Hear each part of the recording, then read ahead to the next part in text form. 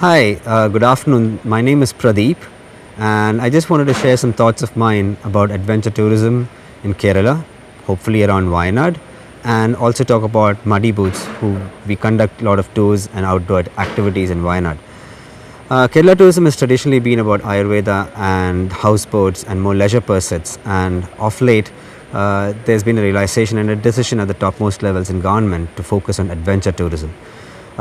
More specific, to put it in a more generic sense, around experiential tourism rather than just adventure tourism in particular. Uh, what we mean by adventure tourism is soft adventure for the most part, which means things like trekking and cycling and camping, kayaking and bamboo rafting and things like this. And Kerala offers immense possibilities for this kind of activity given its incredible mix of hills, mountains, rivers, water, beach, etc. etc. Wayanad in particular offers offers specific potential for this because of its unique position at the juxtaposition of the Nilgiris, Coorg, and being also very close to the beaches.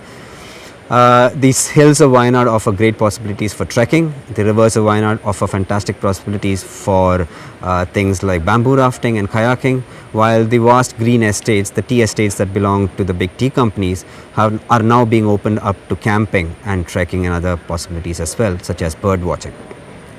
Now, taking a step back, looking at Kerala tourism and its focus on adventure tourism, there's a lot. It's very commendable that the government wants to do this, and it's heartening that there are senior bureaucrats like Dr. Venu who are at the helm of these kind of decisions, and including the minister himself. Having said that, there are some particular steps that the state would need to take to make these things a reality. For the start, it means being able to better coordinate among different forest departments such as the forest, irrigation, waterways, etc. Because a lot of adventure tourism, unlike resort tourism or leisure tourism, tends to be spread across nature and across a different number of locations. So the cooperation of different departments like the forest department is essential. It's also on different note, other locations that are being explored at the moment are places such as tea estates, which include the vast acreages that belong to Harrison's Malayalam or the Tatas and other places. Clearly, these are very, very valuable sources of income for these, let's say, not so quite profitable tea estates. And adventure tourism offers fantastic possibility to monetize these vast estates without having an impact on the ecology and the estates themselves. In terms of products, what Kerala needs is we need to look at it in terms of the way marketers or product companies launch their products. There are some products which are the flagship products, the aspirational products, so to speak, which then pull in sales of other products. As an example, North Face, a very well-known clothing manufacturer, produces jackets that are used in extreme conditions, such as at the top of Everest or in Antarctica. Now, clearly, the average Joe doesn't need these kind of jackets, so it's an aspirational product for him because usually they are extremely expensive. But what it does do is generate incredible sales for North Face, because while somebody aspires to buy a $500 or $1,000 jacket, what Mr. Joe actually does is go and buy a $150 jacket or a $100 jacket, and that is where North Face today makes the bulk of its sales. In a similar way, in a similar fashion, what Kerala tourism and industry needs to do is to produce and provide these incredible flagship products, such as, let's say, an Ironman triathlon, or these incredible other challenges like a marathon or an MTB event, which pull in eyeballs and create the aspirational values that will pull in the rest of the population to do the more soft adventure activities such as trekking or cycling or camping and kayaking. Now, for every one person who comes in to do, let's say, a MTB or a marathon or, let's say, a scuba diving, you will have 10 other people who come in to do a normal trek or a hike, and the second bit of people are the people who are going to bring in the revenues for the state and the industry. Obviously, the next step is to tell the world about what we are doing, and marketing is an essential part of this. Kerala tourism to date has been focusing on more leisure pursuits, as I mentioned, such as Ayurveda or the houseboats, etc. Now, what needs to happen is to add in a theme, a line around adventure tourism, which makes it clear to the world that Kerala is serious about adventure tourism, and that the collateral that is produced by the state and by the industry reflects this thought at every step. That's the only way that the world at large is going to understand that what we are talking about is serious and help us become an adventure destination, just as Kerala became a destination for Ayurveda or for wellness or for houseboats. The final part of the puzzle obviously is the operations itself. Now, if all the above that we just spoke about needs to happen, the operational efficiencies and the capabilities of the people in the states needs to improve dramatically.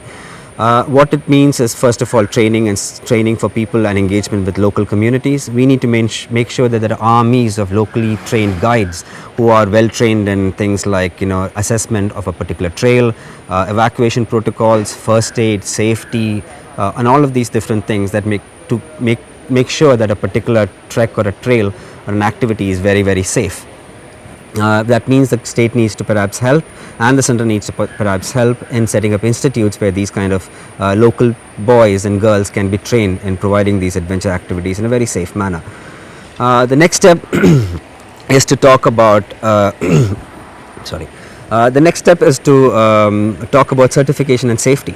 Now, at the moment, most adventure activities do not have very good safety levels, or even certification, and there is an urgent need to address this problem. There needs to be very clear guidelines on what kind of certifications are required to be fulfilled by operators who wish to provide adventure activities, and that is what will provide confidence to the public at large, and in adopting or taking up these activities at a mass level. If the first two are able to be completed successfully, what we could then look forward to is a greater role played by insurance companies, who can then insure activities with a far more in a far more brave fashion. At the moment, insurance companies are not qualified enough to make an assessment of the risk levels that a particular activity poses, because there are no certifications and they are not sure about the safety or the training that is given to the person who is doing that activity. Now, if there is such a system as we mentioned in place, then insurance companies will be far more willing to insure these kind of activities. And the moment we have insurance for these kind of activities, the kind of credibility that we can present to international audiences increases dramatically, which will then bring in obviously the publicity and the eyeballs and the revenues that we need. Coming to, so that at a general level is what I think from adventure tourism means for Kerala in the coming years. Talking about my own company, Muddy Boots, I started Muddy Boots in 2009. We started in Wayanad primarily to provide soft adventure activities to families and friends, things like a day of hiking or a day of cycling. I started in Wayanad because I've been trekking there since the 80s, and there was a great deal of comfort in going back to a location that I knew very well. We have now since then expanded to include more activities such as rafting, kayaking, camping, and other activities, and also locations. So now not only Wayanad, we also work in Bekkal and Kasargod, we do things in Coorg, we do things in Nilgiris, we do things in Cochin here, we are expanding into South Kerala, and we also do things in Rajasthan, and probably in the coming days into some other states that are in the pipeline. But what has been very, very important for us are three main things. One is safety, of not only of our guests but also of our own staff, to make sure that if the person conducting the activity is not safe, then the person doing the activity is not going to be safe either. So it's paramount that our staff are also as safe as the guests themselves. The second thing is to make sure that we have minimal impact on the environment. So being eco-friendly is been absolutely one of the core tenets that we would like to follow. And we also we always ask that a guest follow this tenet of ours. As an example, even with inbound groups, it's a common practice to provide plastic water bottles to guests.